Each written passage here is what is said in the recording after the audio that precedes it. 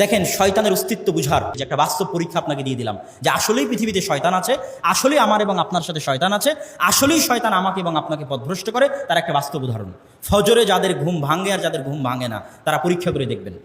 ফজরের রাত্রে ঘুমানোর সময় আপনি যদি উজু করে আয়াতুল কুরসি পড়ে নাস ফালাক ইখলাস পড়ে এভাবে হাতে থু দিয়ে গোটা শরীর মেখে ঘুমানোর দোয়া পড়ে ঘুমালেন, মানে প্রত্যেকটা হচ্ছে শয়তানের দরজা আপনার রক্তনালীতে বন্ধ করে দিচ্ছে।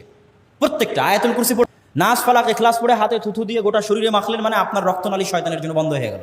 উজু অবস্থায় আছেন, 2 রাকাত সালাত আদায় করে আপনি ঘুমানোর দোয়া পড়ে ঘুমাচ্ছেন, মানে তখন আপনার শরীরে কে নাই? শয়তান নাই। এখন ফজরের সালাতে আপনার জন্য ওঠা সহজ হবে, আপনি পরীক্ষা করবেন। শয়তানের অস্তিত্ব বুঝার জন্য আপনাকে পরীক্ষা দিলাম। আরেক দিন আপনি অজুও করলেন না, সালাতও আদায় করলেন না, নাস ফালাক ইখলাসও পড়লেন না, আয়াতুল কুরসিও পড়লেন না, ঘুমানোর দোয়া পড়লেন না, মোবাইল চালাতে চালাতে ঘুম চলে গেলেন। আপনার শরীর কার কন্ট্রোলে? শয়তানের কন্ট্রোলে। পরীক্ষা করে দেখবেন।